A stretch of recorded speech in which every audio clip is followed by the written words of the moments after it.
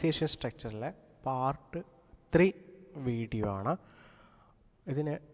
ഈ വീഡിയോനകത്ത് ഡിസ്കസ് ചെയ്യുന്നത് ലൈൻ ആൻഡ് സ്റ്റാഫ് ഓർഗനൈസേഷൻ്റെ ഡിഫറൻസ്, ഫങ്ഷണൽ ഓർഗനൈസേഷൻ. അപ്പോൾ what are the difference between line organization structure and line and staff organization structure. In a lane organization, expertise advice is not required. അപ്പോൾ line ഓർഗനൈസേഷനിൽ ഒരു expertised knowledge ആവശ്യമില്ല എന്നുള്ളതാണ്. But in a line and staff organization സ്ട്രക്ചറിൽ expertise advice required ആണ്. ഇവിടെ staff officer advice line ഓഫീസേഴ്സിന് കൊടുക്കുന്നു എന്നുള്ളത്. അപ്പോൾ എക്സ്പെർട്ടൈസ് അഡ്വൈസ് ഇവിടെ ഉണ്ട്, ഇവിടെ എക്സ്പെർട്ടൈസ് അഡ്വൈസ് ഇല്ല എന്നുള്ളതാണ്. രണ്ടാമത്തെ ഡിഫറൻസ് എന്ന് പറയുന്നത് സ്ട്രിക്റ്റ് ആയിട്ടുള്ളൊരു ഡിസിപ്ലിനാണ് ഇവിടെ. കാരണം ഇവിടെ മിലിറ്ററി ടൈപ്പ് ഓഫ് ഓർഗനൈസേഷനാണ് ലൈൻ ഓർഗനൈസേഷൻ എന്ന് പറയുന്നത്. Line and staff organization loose ഡിസിപ്ലിനാണ്, അതായത് നോ സ്ട്രിക്റ്റ് ഡിസിപ്ലിനാണ് എന്നുള്ളത്. അത്രത്തോളം ഡിസിപ്ലിൻ ഇല്ല എന്നുള്ളതാണ് വേറൊരു ഡിഫറൻസ് പറയുന്നത്. ഇവിടെ ക്വിക്ക് ഡിസിഷൻസ് ആണ്, ഇവിടെ നോ ക്വിക്ക് ഡിസിഷൻസ് ആണ്. ഇവിടെ ക്വിക്ക് ഡിസിഷൻസ് ആണ്, ഇവിടെ നോ ക്വിക്ക് ഡിസിഷൻസ് ആണ്. പറയാൻ കാരണം എന്ന് പറഞ്ഞാൽ നമ്മൾ ലൈൻ ഓഫീസേഴ്സ് സ്റ്റാഫ് ഓഫീസേഴ്സിന് അഡ്വൈസ് കിട്ടാൻ വേണ്ടി കാത്തു നിൽക്കും എന്നുള്ളതാണ്. അതുകൊണ്ട് ഇവിടെ ക്വിക്കായിട്ടുള്ള ഡിസിഷൻസ് പോസിബിൾ അല്ല എന്നുള്ളതാണ്. ലൈൻ ഓർഗനൈസേഷനിൽ വേറൊരു ഡിഫറൻസ് എന്ന് പറയുന്നത് നോൺ കോൺഫ്ലിക്റ്റ് ആണ്. ഇവിടെ കോൺഫ്ലിക്റ്റ് അറൈസ് ചെയ്യുന്നത് ഇല്ല എന്നാണ്. കാരണം ഇവിടെ ടോപ്പ് ലെവൽ മാനേജേഴ്സ് സുപ്പീരിയർ ആയിരിക്കും. സ്മോൾ ഓർഗനൈസേഷനിൽ ഒരാളാണ് എല്ലാം കൺട്രോൾ ചെയ്യുന്നത്. അതുകൊണ്ട് ഇവിടെ ഒരു കോൺഫ്ലിക്റ്റ് ഇവിടെ ഇല്ല എന്നുള്ളതാണ്. അതുപോലെ line and staff organisation conflict ഉണ്ട്. ഇവിടെ സ്റ്റാഫും ലൈനും ഓഫീസേഴ്സും തമ്മിൽ കോൺഫ്ലിക്റ്റ് അറൈസ് ചെയ്യാറുണ്ട് എന്നുള്ളതാണ്. പിന്നെ ലൈൻ ഓർഗനൈസേഷൻ സ്ട്രക്ചറിൽ ലെസ് എക്സ്പെൻസീവ് ആണ്, കാരണം അവിടെ സിമ്പിൾ ഓർഗനൈസേഷൻ സ്ട്രക്ചറാണ്. അതുകൊണ്ട് അവിടെ എക്സ്പെൻസ് കുറവാണ്. ഇവിടെ എക്സ്പെൻസീവാണ്, ലൈൻ ആൻഡ് സ്റ്റാഫ് ഓർഗനൈസേഷനിൽ എക്സ്പെൻസീവാണ്. മറ്റൊരു പ്രത്യേകത എന്ന് പറയുന്നത് നോൺ സ്പെഷ്യലൈസേഷൻ ആണ്.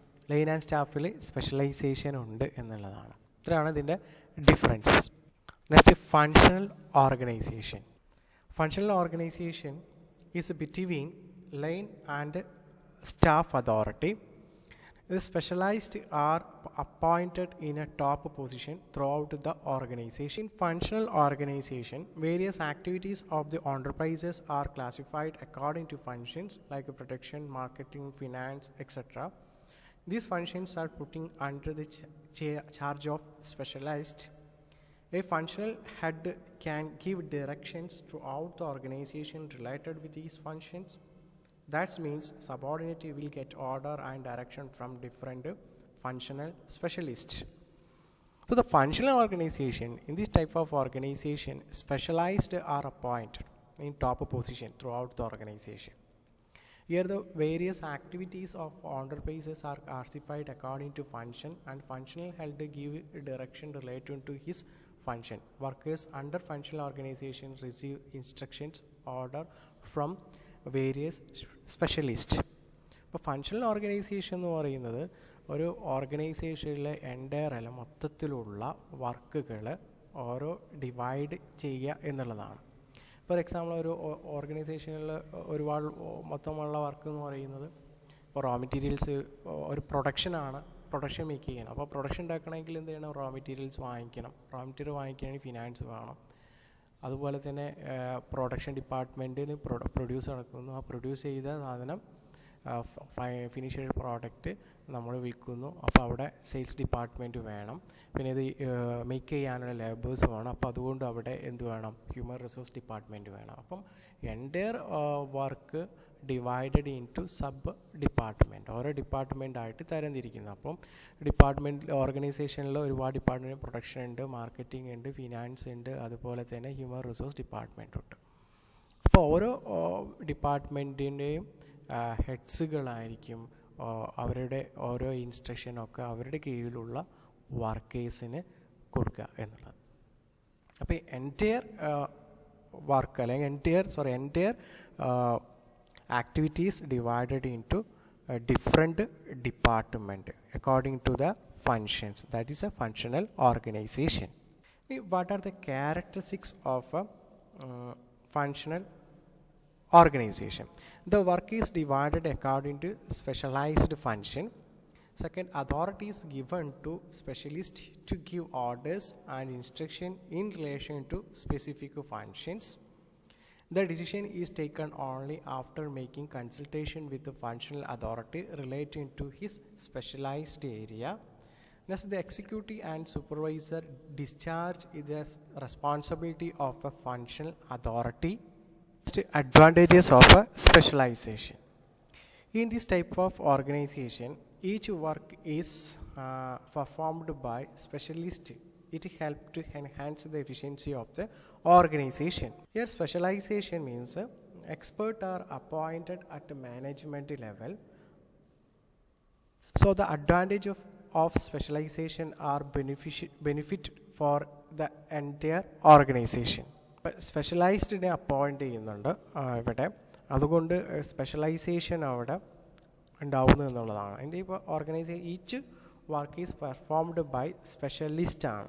ആ ഒരു വർക്കിന് പിന്നെ സ്പെഷ്യലൈസ്ഡ് സ്കില്ലുള്ള ആളായിരിക്കും ആ വർക്ക് കൈകാര്യം ചെയ്യുന്നത്. അതുകൊണ്ട് അവിടെ ബെനിഫിറ്റ് ഓഫ് സ്പെഷ്യലൈസേഷൻ ഉണ്ട്. അപ്പോൾ ഒരു സ്കിൽഫുള്ളുള്ള ആളാണെങ്കിൽ ആ ക്വാളിറ്റി ഇമ്പ്രൂവ് ഉണ്ടാവാം, അതുപോലെ തന്നെ എഫിഷ്യൻസി എല്ലാം അവിടെ ഓർഗനൈസേഷനിൽ ഉണ്ടാവും എന്നുള്ളതാണ്. അപ്പം ദ ബെനിഫിറ്റ് ഓഫ് സ്പെഷ്യലൈസേഷൻ. സെക്കൻഡിന് reduce work load. Each person is expected to look after only one type of work. It will reduce the unnecessary work allotted to them. അപ്പോൾ ഇവിടെ ഓർഗനൈസേഷനിലെ വർക്ക് ഡിവൈഡ് ചെയ്യുന്നു അക്കോർഡിംഗ് ടു ദ സ്പെഷ്യലൈസേഷൻ അല്ലെങ്കിൽ according to the ability. അപ്പോൾ ഓരോ whole work നമ്മൾ divide ചെയ്തിട്ട് അത് ഓരോ വർക്കേഴ്സിനും അസൈൻ ചെയ്ത് കൊടുക്കുന്നത് അവരുടെ എബിലിറ്റി അനുസരിച്ചാണ്. അപ്പോൾ അവരുടെ അഭിരുചി എബിലിറ്റിക്ക് അനുസരിച്ചാണ് നമ്മൾ വർക്ക് ലോഡ് കൊടുക്കുന്നത് ഓരോ വർക്കേഴ്സിനും. അപ്പോൾ ഓരോ വർക്കേഴ്സിനും ഈ expected to look after only that type of work, ആ വർക്ക് മാത്രം ശ്രദ്ധിച്ചാൽ മതി. അപ്പോൾ നമുക്ക് കൊടുത്തിരിക്കുന്ന ആ വർക്ക് മാത്രം ശ്രദ്ധിക്കുക, അത് ഭംഗിയാക്കുക എന്നുള്ളതാണ്. അപ്പോൾ അതുകൊണ്ട് to reduce unnecessary work allotted to them. അപ്പം ഒരു സ്പെഷ്യലൈസ്ഡ് ഉള്ള ഏരിയയിൽ ഉള്ള ആളുകൾക്കായിരിക്കും, ഒരു സ്പെഷ്യലൈസ്ഡ് ഉള്ള ഏരിയ പിന്നെ ഉള്ള എബിലിറ്റി ഉള്ള ഒരാൾക്കാണ് നമ്മളെ വർക്ക് അലോട്ട് ചെയ്ത് കൊടുക്കുന്നത്. അപ്പോൾ അതുകൊണ്ട് അവിടെ അയാൾ വെരി സ്കിൽഫുള്ളായിരിക്കും. അതുകൊണ്ട് അയാൾ ആ വർക്ക് മാത്രം ശ്രദ്ധിച്ചാൽ മതി, ബാക്കിയൊന്നും നോക്കണ്ട എന്നുള്ളതാണ് വേറൊരു പ്രത്യേകത എന്ന് പറയുന്നത് റിഡ്യൂസിങ് വർക്ക് ലോഡിൽ പറയാനുള്ളത്. ഇനി relief to line executive. Under functional organization, the instructions are given by the specialist directly to the actual workers. Hence, the line executive do not have any problem regarding the routine work. അപ്പോൾ ഇവിടെ specialized ആയിട്ടുള്ള expertise, specialized ഏരിയയിൽ expertise ആണ് instructions എല്ലാം ഈ actual വർക്കേഴ്സിന് കൊടുക്കുന്നത്. അതുകൊണ്ട് ലൈൻ എക്സിക്യൂട്ടീവ്സിന് do not have any problem regarding routine work. അവർ റൂട്ടീൻ വർക്കിനോട് വർക്ക് മാത്രം ശ്രദ്ധിച്ചാൽ മതി എന്നുള്ളതാണ് വേറൊരു പ്രത്യേകത എന്നുള്ളത്, അഡ്വാൻറ്റേജസ് എന്ന് ഫങ്ഷണൽ ഓർഗനൈസേഷൻ്റെ. നെക്സ്റ്റ് മെറിറ്റ് എന്ന് പറയുന്നത് മാസ് പ്രൊഡക്ഷനാണ്. Large scale production can be achieved with help of specialization and standardization. ഇവിടെ mass production is possible due to specialization and standardization. അപ്പോൾ സ്പെഷ്യലൈസ്ഡ് ഏരിയസിലുള്ള ആളുകളാണ് ഇവിടെ പിന്നെ വർക്ക് ചെയ്യുന്ന ഓരോ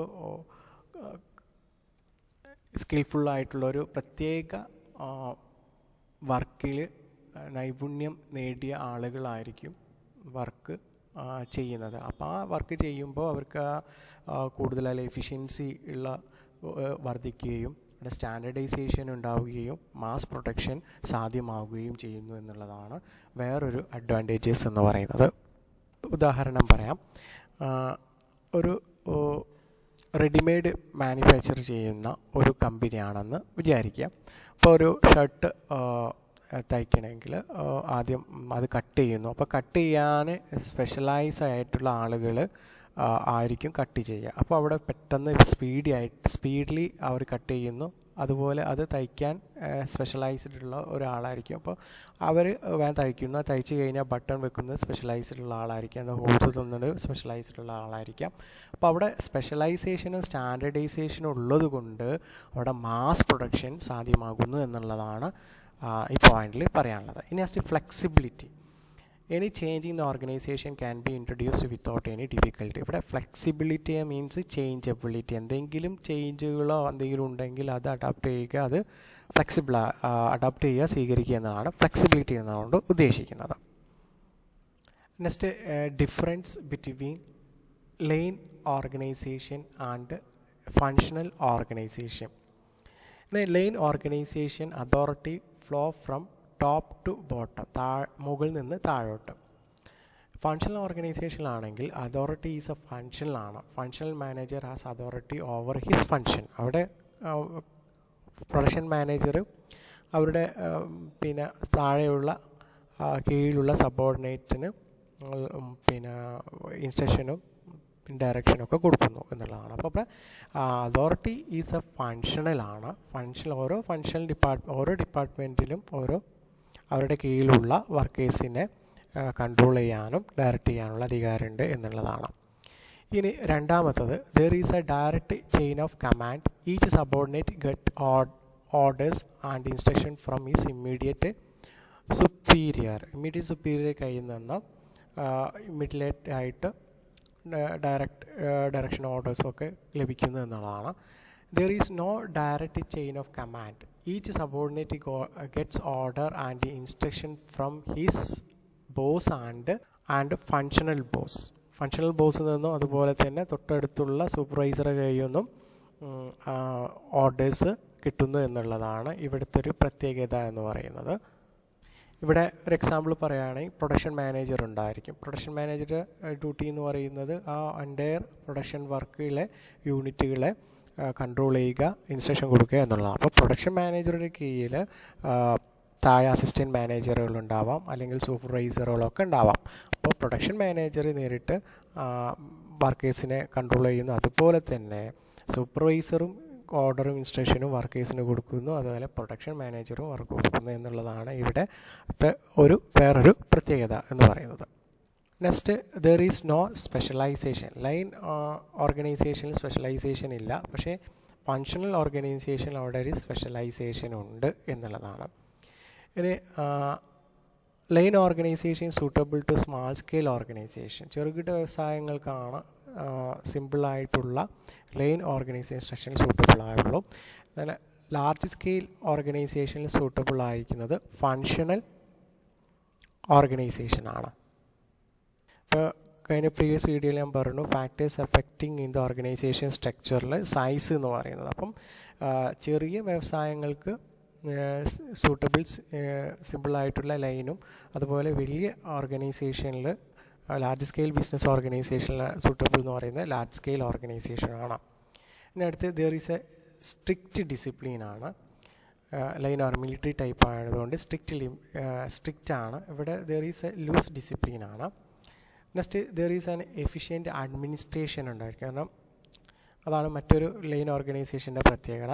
ഇവിടെ there are obstacle for efficient administration because all workers receive instruction from different functional managers.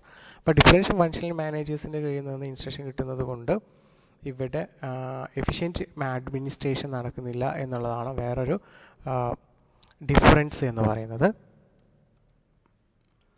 Next, line ഓർഗനൈസേഷനിൽ ഇറ്റ് പ്രൊമോട്ട് ബെറ്റർ കോർഡിനേഷൻ ആണ്.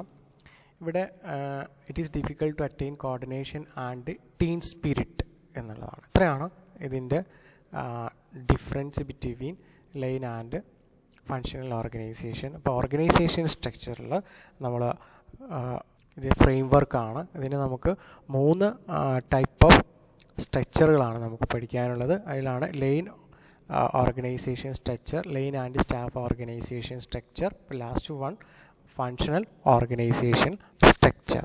ഇതിൻ്റെ ഡിഫറൻസ് ആണ് നമ്മൾ ഡിസ്കസ് ചെയ്തത്. ഓരോന്നിനും ഓരോന്നിലെ ഫീച്ചേഴ്സ് ഉണ്ട്, അഡ്വാൻറ്റേജസ് ഉണ്ട്, ഡിമെറിറ്റ് ഉണ്ട്. അപ്പോൾ difference between line and functional ഓർഗനൈസേഷനിൽ ഇത്രയാണ് ഡിസ്കസ് ചെയ്യാനുള്ളത്.